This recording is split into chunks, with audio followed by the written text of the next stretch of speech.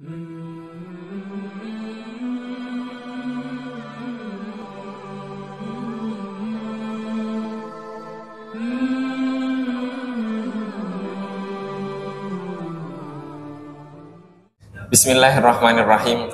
Assalamualaikum warahmatullahi wabarakatuh. Alhamdulillahi rabbil alamin. Nahmadullaha hamdan syakirin, hamdan na'imin, hamdan yuafi ni'amahu wa yukafi mazidah. Ya Rabbana lakal hamdu kama yanbaghi li jalali wajhikal karimi wa azimi sultanik. Ashhadu an la ilaha illallah wa ashhadu anna sayyidana Muhammadar Rasulullah. Allahumma salli ala sayyidina Muhammadin abdika wa rasulikan nabiyil ummi wa ala alihi wa sahbihi wa sallim. Amma ba'du. Jamaah yang dirahmati oleh Allah Subhanahu wa taala, sebelum kita melanjutkan kajian kita tentang hikmah yang dikumpulkan, yang ditulis oleh Al-Imam Ibnu Athaillah As-Sakandari, tepatnya hikmah yang ke-20 pada kesempatan kali ini, mari kita sama-sama membaca Al-Fatihah. Kita khususkan untuk Al-Imam Ibnu Athaillah As-Sakandari, para guru beliau, dan juga untuk seluruh para guru kita, orang tua kita, dan untuk seluruh keluarga kita. Semoga Allah Subhanahu wa taala menganugerahkan kepada kita ilmu yang bermanfaat, kemampuan untuk mengamalkan ilmu yang telah kita pelajari dan akan kita pelajari. Ala hadhihi niyya wa bi kulli niyatin salihah wa ila hadratin nabiyil mustafa sallallahu alaihi wa alihi wasallam. Al-Fatihah. A'udzu billahi minasyaitonir rajim. Bismillahirrahmanirrahim. Alhamdulillahirabbil alamin arrahmanir rahim maliki yaumiddin. Iyyaka na'budu wa iyyaka nasta'in. Ihdinas siratal mustaqim. Siratal ladzina an'amta 'alaihim ghairil maghdubi 'alaihim waladdallin. Amin. Jamaah yang dirahmati oleh Allah Subhanahu wa taala, hikmah yang akan kita kaji pada kesempatan kali ini adalah hikmah yang ke-20, di mana hikmah yang ke-20 ini ada dua bagian. Yang pertama, Al-Imam Ibnu Athaillah As-Sakandari menyampaikan ma'aradat himmatu salikin antaqifa indama kushifalaha illa wanadathu hawatiful haqiqati alladhi tatlubuhu amamaka. Artinya, kurang lebih, semangat seorang salik tidak berhenti pada sesuatu yang telah tersingkap untuknya, melainkan panggilan hakikat menyeru kepadanya, apa yang kau cari ada di depanmu. Ini adalah bagian pertama dari hikmah ini. Kemudian bagian yang kedua, Al-Imam Ibnu Athaillah melanjutkan, wala tabarrajat lahu dhawahirul mukawwanati illa wanadat haqa'iquha innama ana fitnatun fala takfur. Dan tidak pula pesona ciptaan atau pesona dunia menampakkan keindahannya kepadanya, melainkan hakikat pesona tersebut menyeru, kami adalah fitnah, sesungguhnya aku adalah fitnah, maka janganlah kamu kufur. Jamaah yang dirahmati oleh Allah Subhanahu wa taala, bagian yang pertama dari hikmah ini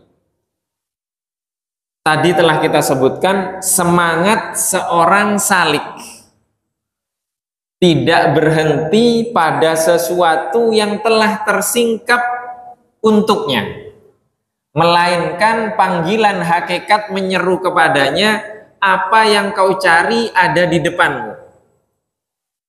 Siapa itu salik? Salik adalah orang yang berjalan menuju Allah Subhanahu wa ta'ala. Maka di sini adalah hal yang penting, teguran yang penting bagi setiap umat Islam yang sedang berjalan menuju kepada Allah Subhanahu wa taala.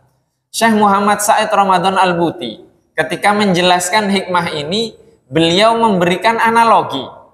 Analoginya adalah ketika ada seseorang yang sebelumnya orang ini bergelimang dengan kemaksiatan, tidak melaksanakan perintah Allah, melaksanakan apa yang dilarang oleh Allah, melakukan apa yang dilarang oleh Allah Subhanahu wa ta'ala dengan berbagai macam jenisnya. Kemudian Di tengah jalan Allah Subhanahu wa ta'ala memberikan hidayah kepada hamba ini, sehingga dia berubah 180 derajat dari ahli maksiat menjadi orang yang taat. 5 waktu ke masjid, mendatangi majelis-majelis ilmu, semua kemaksiatan yang dia lakukan sebelumnya dia tinggalkan 100%. Syekh Muhammad Said Ramadan Al-Buti mengatakan, mungkin tidak hamba seperti ini diganggu oleh setan dan setannya membisikkan, ayo bermaksiat lagi. Kata Syekh Muhammad Said Ramadan Al-Buti, sudah tidak seperti itu ujiannya. Dia sudah tidak tertarik lagi dengan kemaksiatan tersebut. Dan level setan yang mengganggu sudah berubah, naik pangkat setannya. Jadi diujinya bagaimana? Diujinya di hati hamba ini dibisikkan oleh setan agar apa? Coba lihat teman-temanmu yang masih bergelimang kemaksiatan itu. Kamu jauh lebih baik dari dia. Kamu sekarang menjadi orang yang taat tunduk kepada Allah dan kamu adalah bagian dari orang-orang pilihan yang dekat kepada Allah Subhanahu wa ta'ala. Maka ketika ada hamba yang seperti ini, dia menerima bisikan tersebut. Ini kita nggak perlu dicontohkan kan? Kalau kita cari di internet sudah banyak sekali yang seperti ini. Sudah banyak sekali. Sudah banyak sekali yang seperti ini. Ketika ada hamba yang seperti ini dan dia menerima bisikan tersebut dan merasa dia lebih baik daripada teman-temannya yang masih bergelimang kemaksiatan, maka dia kembali lagi ke masa lalunya tapi dengan kemaksiatan yang lebih berat. Apa? Dia merasa sebagai orang pilihan Allah Subhanahu wa ta'ala. Maka Al-Imam Ibnu Athaillah As-Sakandari di dalam hikmah ini beliau menegur hamba-hamba yang seperti ini. Di sini dikatakan semangat seorang salik tidak berhenti pada sesuatu yang telah tersingkap untuknya. Dia mendapatkan hidayah benar. Dia taat itu benar. Akan tetapi bisikan setan itu dia tidak bisa mengenepisnya. Tidak bisa menjawabnya. Tidak bisa menjawabnya. Melainkan panggilan hakikat menyeru kepadanya, apa yang kau cari ada di depanmu, masih jauh. Masih jauh. Apa contohnya? Jika dibandingkan ketaatan-ketaatan yang kita lakukan, kita bandingkan dengan para salafus soleh jauh. Yang duduk di depan ini, saya baru tahu perbedaan diri saya pribadi dengan orang-orang terdahulu itu jauh sekali. Setelah membaca hikmah ini, Syekh Muhammad Said Ramadan Al-Buti mengutip satu kisah. Pernah kami kisahkan di sini, namanya ulama besar, ahli maksiat dulunya. Namanya Abdullah Ibnul Mubarak. Beliau tobat. Dan kemudian apa perbedaannya kita dengan beliau? Ketika beliau meminum air Zam-Zam, kita masyhur riwayat ma'u Zam-Zam 5 syuribalahu. Air Zam-Zam itu 5 syuribalahu. Untuk apa ia diminum? Jadi kita niat apa minum air Zam-Zam, maka itu yang akan kita dapatkan. Maka kita menemukan mungkin yang pernah haji di zaman dulu, belum direnovasi seperti sekarang. Itu kisah-kisah dulu ketika kami menziarahi, mendatangi jamaah-jamaah haji yang pulang dari Makkah. Itu mereka ngambil dari sumur kemudian sampai mandi dengan air Zam-Zam. Niatnya apa? Membersihkan penyakit semuanya. Itu mungkin tidak mungkin. Mungkin itu. Itu mungkin sekali. Kami pernah ceritakan juga ketika Idul Adha kemarin, saya kesayat. Dikasih obat apa, nggak berhenti darahnya. Saya tetesin air Zam-Zam langsung berhenti. Itu perbedaan saya dengan Abdullah Ibnul Mubarak. Abdullah ibnul Mubarak ketika meminum air Zam-Zam ini, sebelum meminum, beliau berdoa, "Ya Allah, Rasulmu bersabda, air Zam-Zam untuk apa ia diminum? Sesuai dengan untuk apa dia diminum. Ma'u Zam-Zam lima syuribalahu. Maka sekarang aku berdoa dan memohon kepadamu, ya Allah, aku meminum air Zam-Zam ini untuk menghilangkan kehausanku kelak di padang mahsyar." Kemudian beliau meminum air Zam-Zam itu banyak. Kalau kita kan tidak, mandi, minum apa, niatnya untuk apa? Untuk kebutuhan duniawi kita. Jadi jauh sekali ibadah kita dengan apa? Dengan para ulama-ulama seperti ini. Apalagi kita membandingkan dengan Sayyidina Abu Bakar, Sayyidina Umar, Sayyidina Utsman, Sayyidina Ali, Sayyidah Fatimah.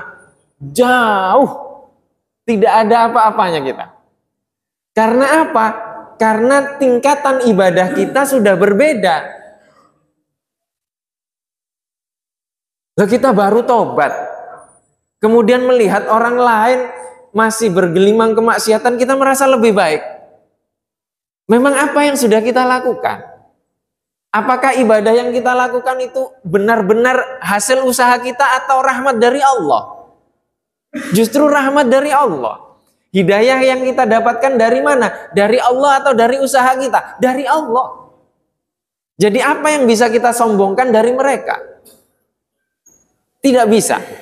Maka ketika kita berada di jalan orang yang baru mendapatkan hidayah, baru mendapatkan titik mula dari ketaatan, jangan pernah kita membandingkan diri kita dengan orang yang jauh di bawah kita dalam ketaatan tersebut, tapi bandingkan kepada orang-orang yang jauh di atas kita. Seperti kisah tadi, yaitu Sayyidina Abdullah ibnul Mubarak.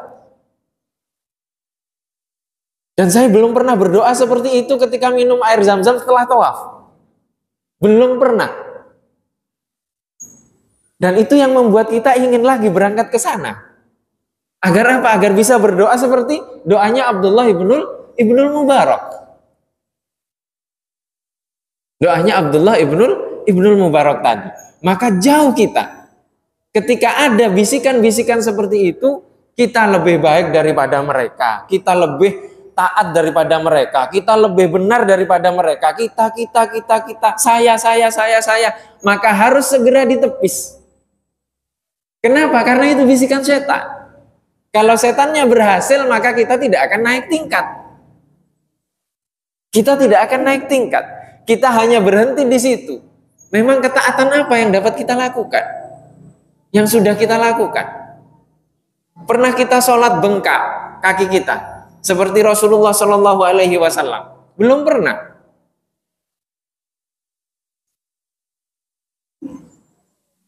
Kita Ustadz Ali Imran baca panjang aja kita kadang protes.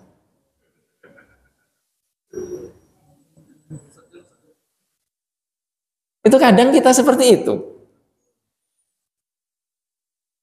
Maka pernah kami ceritakan juga, salah satu ulama besar di Mesir, yaitu pembaharu dalam mazhab Syafi'i, itu beliau lumpuh. Tapi setiap kali qomat dia bisa berdiri. Sholat, berdiri seperti orang sembuh. Tapi setelah salam lumpuh lagi. Ada yang bisa seperti itu. Kalau tidak dengan kekuatan keimanan yang kuat dan nyampe ke level yang memang harus di-upgrade terus. Di-upgrade terus. Saya mau mengaca ke siapa? Saya mau menyombongkan diri saya ke siapa? Saya kadang ketuker amplopnya, saya bingung. Ikhlas di mana? Jauh kita dengan para ulama-ulama itu. Jauh kita dengan mereka, maka kita tidak boleh menyombongkan diri kita, membandingkan diri kita dengan orang-orang lain. Maka kita harus terus memperbaiki dan memperbaiki. Dan kemudian di bagian yang kedua dari hikmah ini, Al-Imam Ibnu Athaillah As-Sakandari mengatakan, wala tabarrajat lahu zawahirul mukawwanati, dan tidak pula pesona ciptaan dunia menampakkan keindahannya untuknya atau kepadanya, illa wanadat haqaiquha, melainkan hakikatnya menyeru, innama ana fitnatun fala takfur, sesungguhnya aku adalah fitnah, maka janganlah kamu kufur. Kufur maksudnya kufur kepada Allah. Jadi maksudnya di sini adalah pesona ciptaan, pesona keindahan. Ciptaan Allah Subhanahu wa taala menampakkan keindahannya kepada kita. Melainkan seorang salik itu akan mendengar hakikat dari keindahan tersebut, menyeru kepadanya, aku ini hanya fitnah. Jangan pernah kufur kepada Allah. Jangan pernah kufur kepada Allah Subhanahu wa ta'ala. Maka hikmah ini terbagi menjadi dua hal. Yang pertama, tersingkap nampak keindahan dunia dalam bentuk nikmat dunia kepada seorang hamba. Nikmat dunia itu apa? Apa saja? Zuyyina linnasi hubbus syahawati minan nisa'i. Dihiasi untuk manusia itu dengan apa? Hubbus syahwat, mencintai syahwat. Syahwat apa? Minan nisa, dari wanita. Maksudnya istri-istrinya. Wal banina, dan anak-anak. Itu juga keindahan dunia. Wal qanatiril muqantarati minadz dzahabi wal fiddati, itu kekayaan. Jadi tersingkap keindahan dunia untuk hamba ini dalam bentuk apa? Dalam bentuk istri, anak, kekayaan, keluarga, dan semuanya, jabatan, dan itu masuk. Tersingkap bagi seorang hamba ini. Artinya hamba ini dibukakan oleh Allah Subhanahu wa taala kenikmatan dunia. Ini bagian yang pertama. Bagian yang kedua, tersingkap bagi hamba ini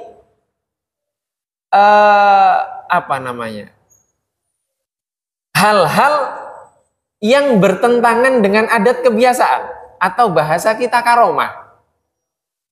Dibukakan bagi dia, doanya mustajab, ya kan? Kemudian dia segala yang ia butuhkan datang. Kemudian apalagi? Oh, dia dapat melihat alam-alam yang lain, bisa melihat apa yang akan terjadi ke depan, dan seterusnya. Dan seterusnya. Kalau kita kisahnya Wali Songo apa itu? Yang banyak itu kan, wali-wali itu banyak ceritanya. Atau ada cerita-cerita lain yang menceritakan bahwa apa? Dia bertemu dengan Rasulullah secara sadar, ngobrol dengan Rasulullah di majelis, kemudian Rasulullahnya ada di samping, ngaji sama dia. Hal-hal yang seperti itu. Hal-hal yang seperti itu terbuka bagi hamba-hamba ini. Maka ada dua hal. Ketika seorang hamba ini mendapatkan, dibukakan oleh Allah Subhanahu wa taala kenikmatan dunia tadi dari bagian yang pertama, maka hakikat dari kenikmatan tersebut menyeru kepada hamba ini, sesungguhnya aku ini fitnah. Fitnah untuk kamu, ujian untuk kamu. Fala takfur, maka jangan kufur kepada Allah Subhanahu wa taala.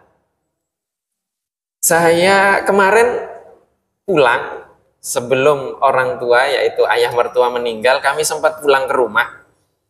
Di rumah kami itu, di samping rumah, nggak besar rumah kami kecil. Itu beberapa tahun sejak saya kecil, itu di samping rumah itu ada pohon, hanya bisa ditanami pohon srikaya. Sedikit. Mungkin ya cuma 200 meter mungkin. 200 meter itu ditanami srikaya. Srikaya ini di samping rumah ada 2 SD, seluruh guru SD dapat ketika musim bisa kami berikan ke mereka. Di setiap guru itu bisa diberikan 10 biji, 15 biji. Keluarga juga dapat semuanya. Terus kemudian tetangga-tetangga juga dapat. Bahkan keluarga jauh kalau datang pun masih metik. Dan kami masih makan juga. Kami masih makan juga. Belum lagi yang dicuri anak-anak SD. Itu sudah biasa itu, anak-anak SD seperti itu. Dia nyuri, ngincer gitu kan. Karena kami dulu seperti itu juga. Itu hanya luas yang seperti itu. Nah sekarang tanah kami ini yang sedikit ini, serikaya nggak bisa tumbuh. Hanya tumbuh 3 pohon mangga. Dan baru bisa kami petik 3 musim ini. Dan itu sama dapat kami bagikan kepada tetangga semuanya. Termasuk keluarga. Itu hanya 3 pohon. Memang tanah kita ini berapa luas? Berapa hektar sawit yang dibangun di Indonesia ini? Berapa ribu juta hektar tambang yang ditambang di Indonesia ini? Kok nggak cukup? Padahal 3 pohon mungkin bisa sampai dibagikan ke ratusan orang. Artinya apa? Artinya ada kerakusan di diri kita. Ada kerakusan. Merasa bahwa ini untuk saya, bukan untuk kalian. Ada masalah di dalam hati kita ketika mendapatkan nikmat itu. Maka sebenarnya hakikat dari kenikmatan-kenikmatan yang Allah bukakan untuk kita, kalau kita dibukakan tabirnya oleh Allah Subhanahu wa Ta'ala, maka kita akan mendengar seruan dari nikmat itu, aku ini fitnah. Kamu jangan kufur kepada Allah Subhanahu wa Ta'ala. Nikmat itu akan mengatakan seperti itu. Tapi kalau kita terbuka dan jernih hati kita. Ini Ibnu Athaillah ngarang-ngarang ini. Ngarang bagaimana? Sayyidina Abu Bakar itu mensedekahkan 100% hartanya. Itu karena apa? Karena mendengar panggilan hakikat ini. Dan menyerahkannya kepada Rasulullah untuk apa? Untuk dakwah. Kalau sekarang,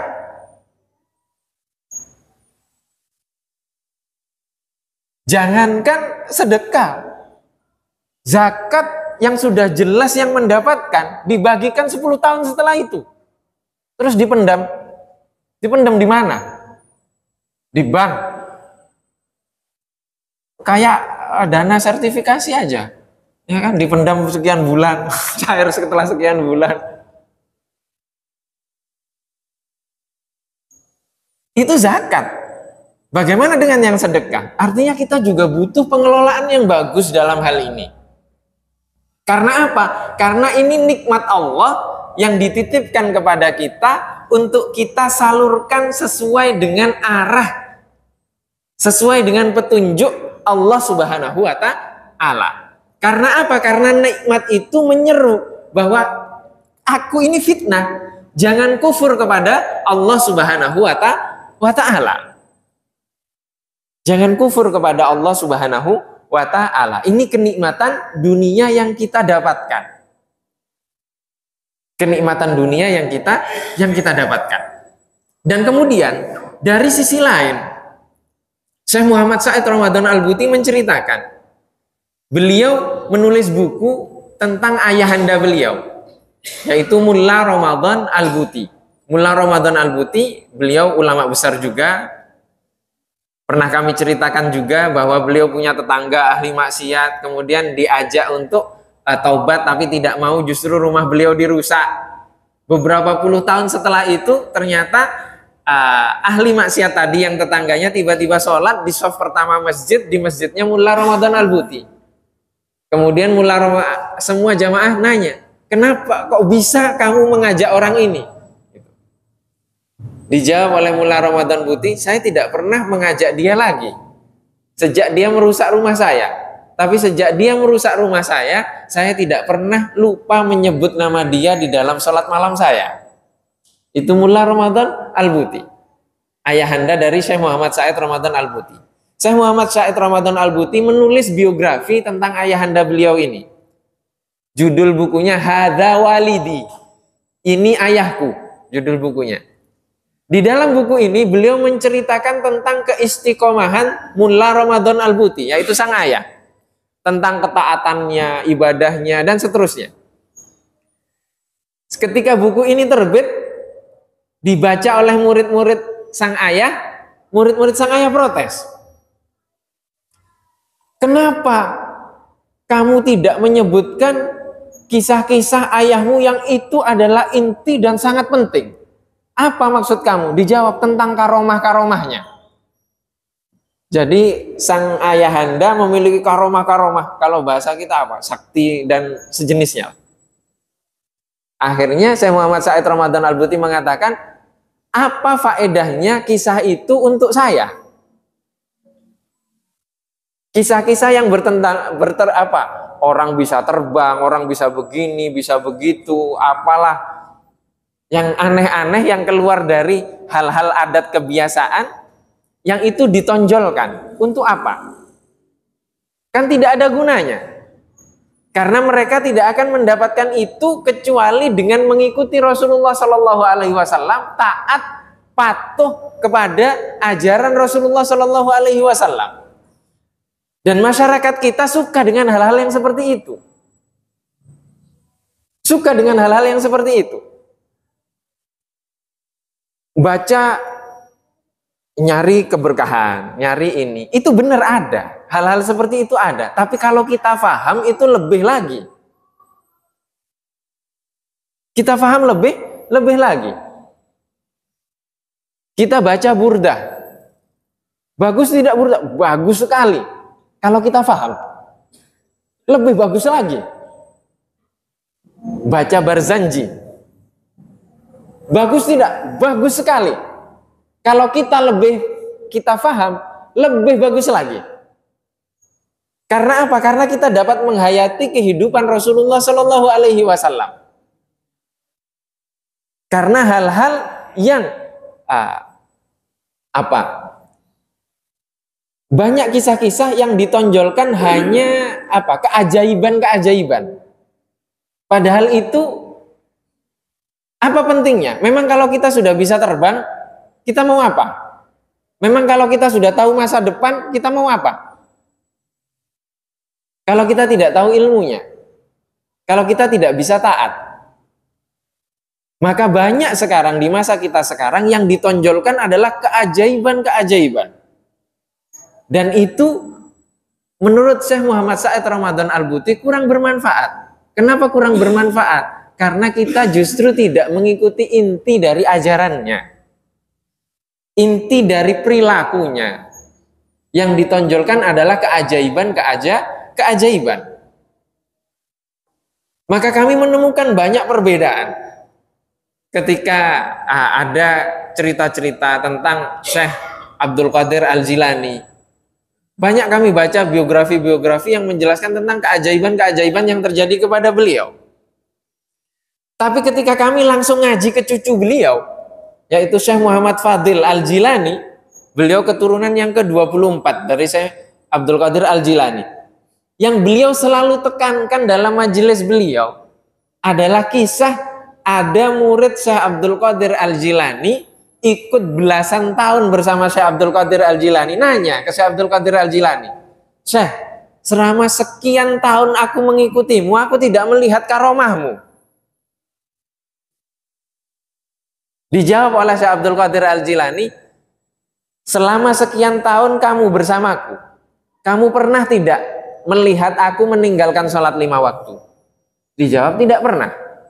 Pernah tidak kamu melihat aku meninggalkan sholat qobliyah? Tidak pernah. Pernah tidak kamu melihatku meninggalkan sholat ba'diyah? Tidak pernah. Pernah tidak kamu melihat aku meninggalkan hal-hal yang sunnah? Tidak pernah. Terus dijawab oleh Syekh Abdul Qadir Al-Jilani, ada tidak karomah yang lebih hebat dari itu? Tidak ada. Artinya keistiqomahan mengikuti Rasulullah Shallallahu Alaihi Wasallam, yaitulah karomah. Maka kalau ada orang istiqomah, ya sulitlah kita mau istiqomah seperti Rasulullah. Tapi setidaknya melakukan apa yang pernah dilakukan oleh Rasulullah. Apa yang pernah dilakukan oleh Rasulullah Shallallahu Alaihi Wasallam. Rasulullah pernah sholat hajat. Ya setidaknya kita seumur hidup sholat hajat sekali lah. Pernah Rasulullah sholat tasbih? Ya setidaknya kita seumur hidup sholat tasbih sekali lah. Rasulullah pernah sholat duha? Ya setidaknya kita sholat duha seumur hidup sekali, setidaknya itu. Rasulullah pernah tahajud? Bahkan di beberapa riwayat tahajud itu wajib bagi Rasulullah. Ya setidaknya kita sholat tahajud pernah lah sekali. Sholat witir, sholat syuruk, sholat qobliyah subuh, sholat fajar, dan seterusnya. Setidaknya kita pernah melakukan itu. Rasulullah pernah sedekah, ya setidaknya kita sedekah sekali lah. Tadinya masa sedekah sekali.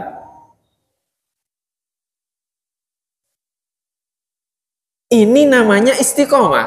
Dan istiqomah itu sebaik-baiknya karomah. Maka ketika kita menemukan, banyak di Indonesia banyak, menemukan majelis-majelis, kumpulan-kumpulan orang, dan kemudian sang guru menunjukkan karomah-karomahnya, tapi dia tidak sholat 5 waktu, tinggalkan. Setan itu. Tinggalkan. Setan itu. Ketika ditanya, sudah sholat belum? Oh, saya sudah sholat di Mekah. Lu tinggalnya di Jakarta kok sholatnya di Mekah? Memang di sini Isya, di sana sudah Isya kan belum? Kan belum. Jadi ketika ada hal-hal yang seperti ini, ada keajaiban-keajaiban yang ditunjukkan, tapi perilaku kesehariannya bertentangan dengan perilaku yang disyariatkan oleh Rasulullah, maka tinggalkan. Tinggalkan itu. Termasuk yang ngomong di depan. Kalau melihat saya bertentangan dengan apa yang diajarkan Rasulullah, tinggalkan. Ditinggalkan. Jadi hal-hal yang pernah terjadi di masa Rasulullah itu mungkin terjadi. Saya bukan menafikan karomah, bukan. Karomah itu mukjizat. Kenapa saya katakan demikian? Karena orang yang dianugerahkan oleh Allah Subhanahu wa taala karomah karena dia mengikuti Rasulullah. Kalau dia tidak mengikuti Rasulullah, kemudian dia mendapatkan keajaiban-keajaiban, itu bukan karomah namanya, tapi istidraj. Istidraj. Istidraj itu Allah memberikan kepada dia keutamaan-keutamaan karena ketidaktaatannya. Jadi ketidaktaatan justru kadang memberikan keajaiban. Jadi dia menikmati itu, oh berarti nggak apa-apa, berarti nggak apa-apa, berarti nggak apa-apa. Dibiarkan aja sama Allah. Tiba-tiba su'ul khotimah. Kan na'udzubillah. Itu namanya istidraj. Dan itu bisa terjadi kepada dua kenikmatan tadi. Kenikmatan yang berbentuk dunia dan kenikmatan yang berbentuk keajaiban-keajaiban dalam bentuk seperti karomah tadi. Maka ketika kita berhenti kepada hal-hal tersebut, kita belum sampai kepada Allah Subhanahu wa taala. Karena tujuan kita kemana? Ke Allah. Memang ada yang sudah sempurna melaksanakan apa yang diinginkan Allah kepada kita. Tidak ada yang sempurna. Tidak ada yang sampai sempurna. Dan contoh yang paripurna hanya Rasulullah Shallallahu Alaihi Wasallam. Hanya Rasulullah. Maka ketika kita mengkaji di sini sirah, sejarah Rasulullah Shallallahu Alaihi Wasallam, termasuk bukunya juga yang dikaji adalah Fikih Sirah oleh Ustadz Hilmi Imami di sini, itu di sana juga dibahas detail oleh Syekh Muhammad Said Ramadan Al-Buti tentang mukjizat Rasulullah Shallallahu Alaihi Wasallam. Dan mukjizat yang terjadi kepada Rasulullah itu mungkin terjadi kepada umatnya, mungkin terjadi kepada umatnya.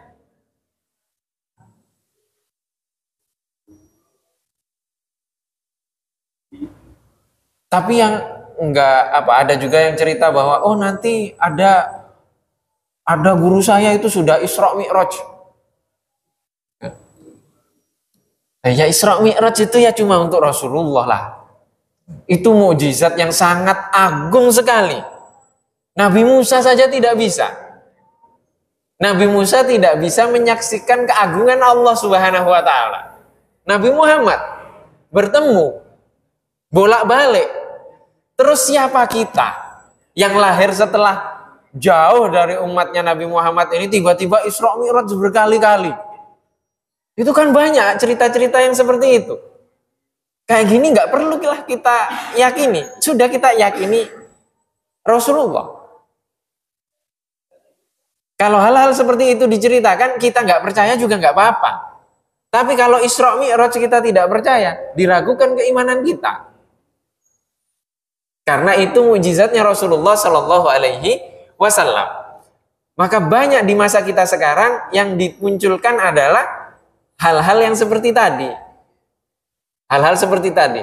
Di mana-mana itu banyak cerita-cerita seperti itu. Maka kita tidak dituntut untuk percaya. Tidak dituntut untuk percaya, tapi juga jangan mengingkari. Sudah diam saja. Kenapa? Karena hal itu mungkin. Hal itu mungkin saja. Kalau Allah berkehendak. Tapi ada yang bisa bertemu dengan Allah Subhanahu wa Ta'ala? Tidak bisa. Hanya Nabi Muhammad Sallallahu Alaihi Wasallam. Hanya Nabi Muhammad Sallallahu Alaihi Wasallam. Kita Nabi Muhammad mendapatkan wahyu seperti apa kita tidak tahu. Terus tiba-tiba kita mengatakan sudah sampai kepada Allah. Wusul sampai kepada Allah. Dari mana? Adanya kita ragu terus. Ragu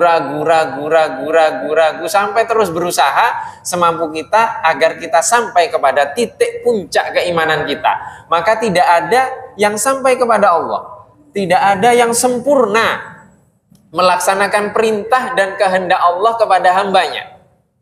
Dan contoh yang paripurna Nabi Muhammad Sallallahu Alaihi Wasallam. Maka ketika ada orang mengatakan sudah sampai, sebenarnya dia tidak sampai. Sebenarnya dia tidak sampai.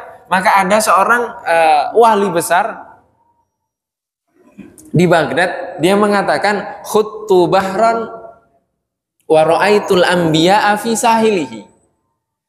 Aku menyeberangi lautan. Khuttu itu artinya aku nyebur ke lautan.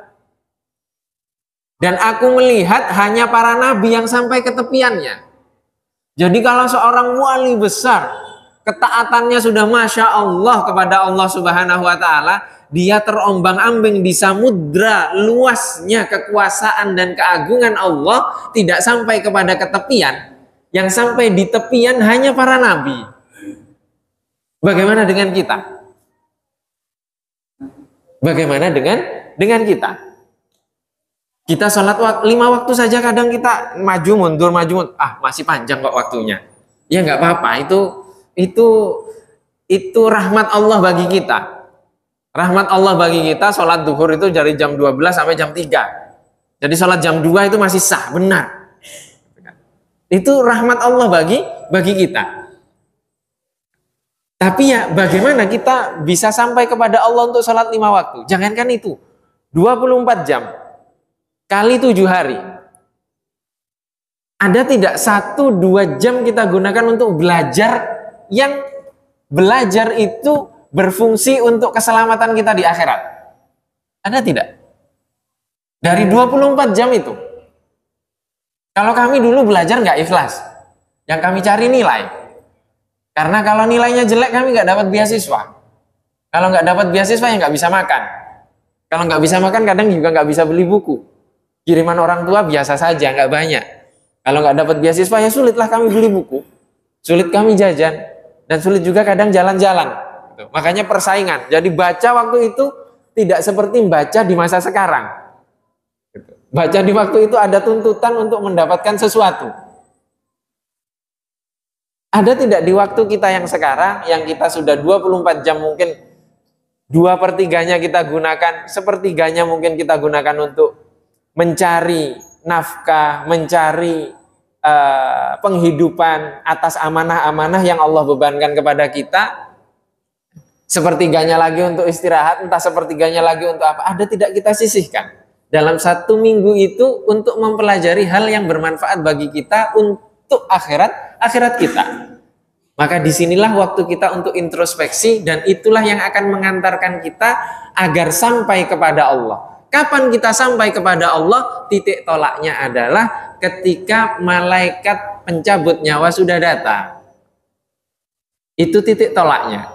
Maka kalau itu sudah datang, maka kita sudah masuk ke pertemuan itu.